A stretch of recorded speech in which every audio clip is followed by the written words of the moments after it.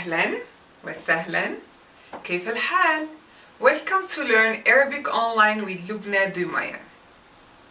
You have already met the famous Arabic couple, Mr. Alif and Mrs. Lam. The in English, the definite article al. The first letter of the article is actually the Hamza. Hamza. Mr. Alif enjoys wearing hats. So the Hamza looks like the Ain without tail. The Hamza is seated on an Alif, which has no phonetic value when it is a seat for the Hamza. The vowel on the Hamza is a Fatha. Fatha. That comes with the sound ah. Mr. Alif is so crowded. He has the Fatha, he has the Hamza, the Hat, and the Alif. He's very fancy. Whenever a definite word begins a sentence, we always pronounce the Hamza with its Fatha. Ah. Let's consider this example. الحياة جميلة لمن أراد ذلك. The life is beautiful if you want it to be. Here, the definite word الحياة, the life, comes with the sound ah. الحياة, because it is leading the sentence. First place in the sentence. However, the Hamza will disappear when it is preceded by another word. The final vowel of the preceding word kicks out the Hamza. In other words, elides the Hamza. It becomes an elidable Hamza. So, it elides the Hamza completely along with the Fatha written above the Hamza. Today, I decided to be so romantic. That's why I picked as an example a line from one of love poems for you to use if you go on a date together with a flower, a rose. You may write it on your elbow, on your hand, or on a napkin, and you may hide it under the table. It's impressive, right? So, أنت النعيم لقلبي والعذاب له فما أمرك في قلبي وأحلاك. أنت النعيم لقلبي والعذاب له فما أمرك في قلبي وأحلاك. So you have to know the meaning of it, right? Otherwise, it won't be that impressive. You are bliss to my heart and it's torture. How bitter. ما أمرك. And how sweet. ما أحلاك. In my heart. Isn't that beautiful? So, أنت النعيم. أنت النعيم. Here, النعيم, the definite noun النعيم, bliss, is preceded by the subject pronoun or personal pronoun أنت, referring to the second person feminine singular, you. أنت النعيم. You don't hear the a of the definite article. أنت النعيم. We don't say أنت النعيم. والعذاب. We don't say والعذاب. أنت النعيم لقلبي والعذاب له. So the Hamza and Fatha of the definite article will always be replaced by the final vowel of the preceding word. النعيم العذاب. When the Hamza is elided, a Wasla is written in its place over the Alif. So the thing that you see here instead of the Hamza is a Wasla that looks just like a letter Sad. Sad is an emphatic letter that stands for S, Sad. But we change its tail and we flip it down. Sad. This is a Wasla instead of a Hamza. Mr. Alif changes his hat from time to time. It depends on the location or the occasion. So the Wasla is an Arabic diacritic, a sign resembling part of the letter Sad that is sometimes placed over the letter Alif at the beginning of the word. The Alif with the Wasla over it is called Alifu al-Wasl, Alif of connection. Alifu al-Wasl. Alifu al-Wasl. The connecting Alif or Alif of connection or the joining Alif or the Alif that joins, you name it. It indicates that the Alif is not pronounced as a glottal stop, but that the word is connected to the previous word, like liaison in French. So the Wasla is usually not written, though this is incorrect. Now, what do you think happens if you make a word definite which begins with a sun letter? You may check a lesson about sun and moon letters if you didn't do so, and then elide the Hamza. For example, here, أنت النعيم. We don't hear the Fatha nor the Lam with Sukun at all. Why? Because this word starts with the sun letter, the Noon. The Noon. She's a sun letter. So when it is the case, we join this joining Hamza.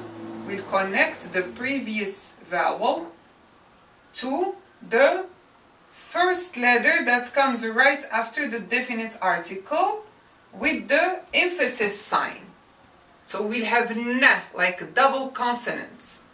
So we will have the shadda, the emphasis sign, on top of it, and we will not pronounce the couple, al, at all. We will ignore them, like if they are invisible. Antin na'imu. So you hear the kasra, the last vowel of this word, and the sun letter. Antin na'imu. Wal adabu. Here, ain belongs to the moon letters. So we will pronounce the lam with the sukun. So the wasla will connect the word before to the lam. You will hear the fatha of the waw, wal adabu, and the lam of the definite article, wal adabu. قرأت كتاب الفن. I read the art book. Since here, الفن, the art, is preceded by a word, so the Hamza will change its hat from the glottal stop to the wasla to join, and you will check the first letter. If it's the moon letter, we will pronounce the lam with sukun. كتاب الفن. في موسم الصيف. in the summer season. موسم الصيف. موسم season. الصيف summer.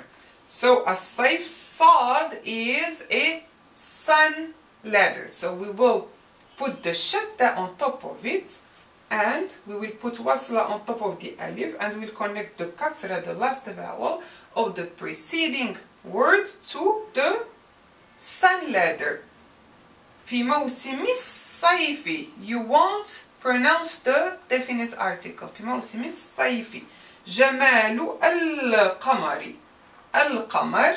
قمر means moon. So its letter belongs to the moon letters, of course. So we will pronounce the lam with sukun, and the wasla will join the u sound with the dhamma to the lam. Jamalul qamari, the beauty of the moon. Here, these hamzas, fama amarraki fi qalbi wa ahlaki, these hamzas cannot be elidable. This is not our topic today, because we are focusing on the hamza of the definite article, not this kind of hamza. These are hamza to al-qata, the ones that would be always pronounced, no matter what, no matter where they are placed. So,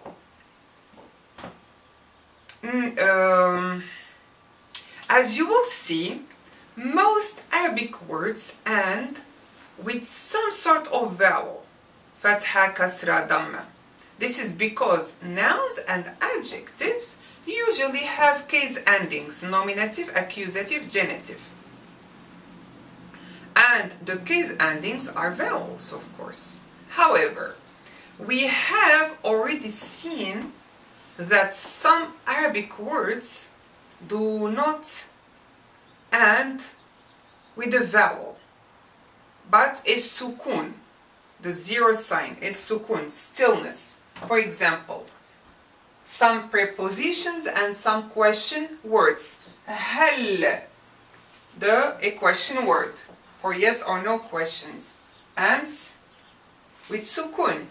Min, from, preposition, ends with sukun. An, about, ends with sukun. Aw, am, or, ends with sukun. Kam, how much or how many, or it depends on the context. So, in most cases, whenever the hamza of the definite article is preceded by a word which does not end in a vowel, we add a helping vowel to that word, causing the hamza to elide.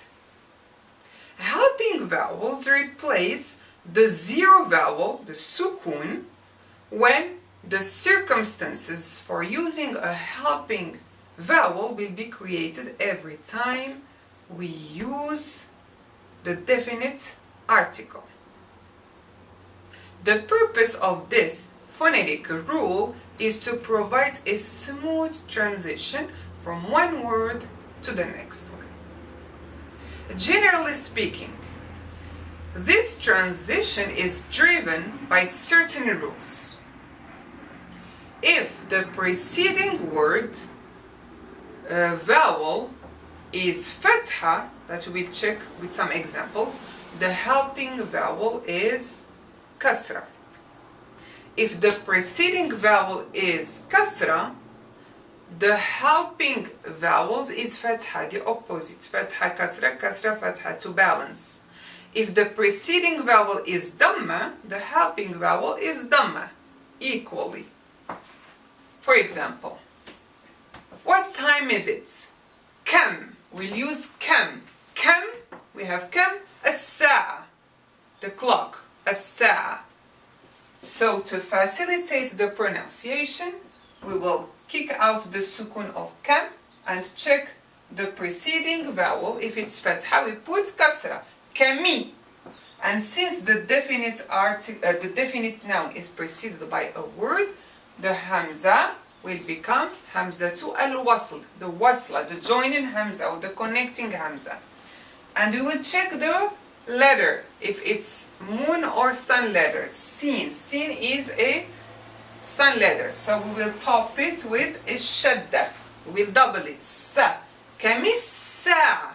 So these are the right diacritics. Kamissa. What time is it? It's better than kam assa. That's a really very heavy transition.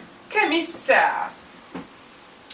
لماذا قابلتم المدير? Why did you meet with the director? قابل, it's to meet with. قابل. To meet with, conjugated in the past tense, second person plural. That's why we have the suffix tum. Tum with sukun. أنتم قابلتم normally. So, we will check the vowel before the sukun. Because it's dhamma, we will put dhamma. قابلتم المدير. And since it's preceded by another word, we will use wasla. And mim belongs to the moon letter. So we will use the sukun. We will pronounce the lam with sukun. لماذا قابلتم المدير? Alright? هل ends with sukun, but since it's not followed by a definite noun, we will keep the sukun. We don't need any helping vowel. هل تريد الشاي أم القهوة? Do you want tea or coffee? Here we have two definite nouns. الشاي, the tea. So, since it's preceded by another word, wasla will appear. Sha is a sun letter. Shams. Shams is sun. So sha belongs to the sun letter. Shay. So we won't pronounce the lam with sukun. So the u sound will be connected to the shin. Turidu shay.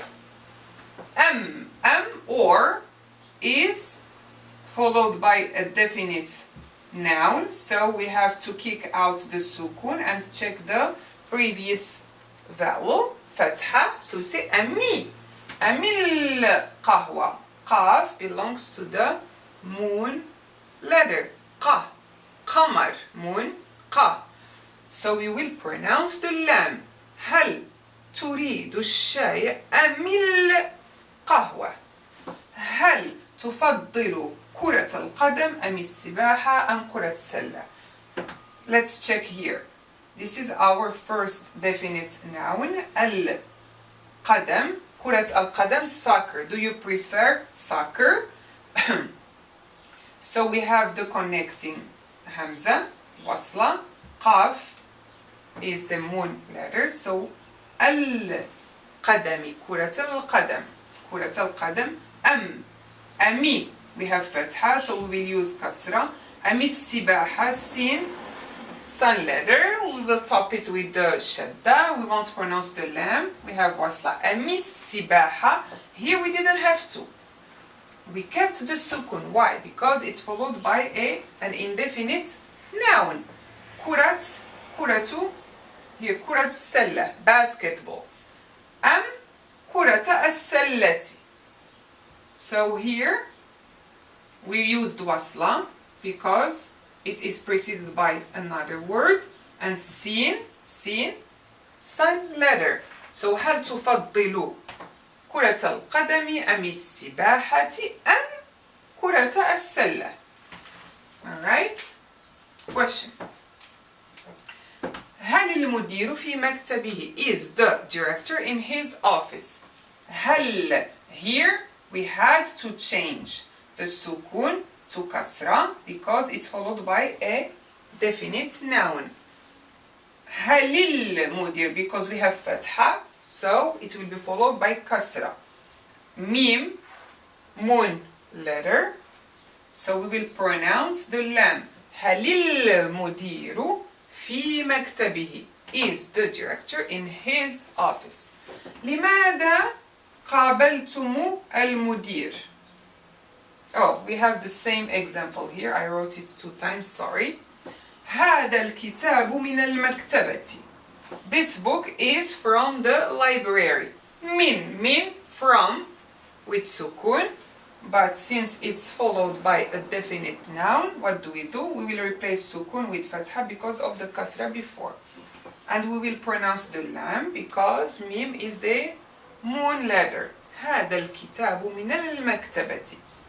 ماذا تعرف عن الموضوع? What do you know about the topic or the subject? تعرف عن comes with sukun, but since it's followed by a definite noun, we will check the previous vowel.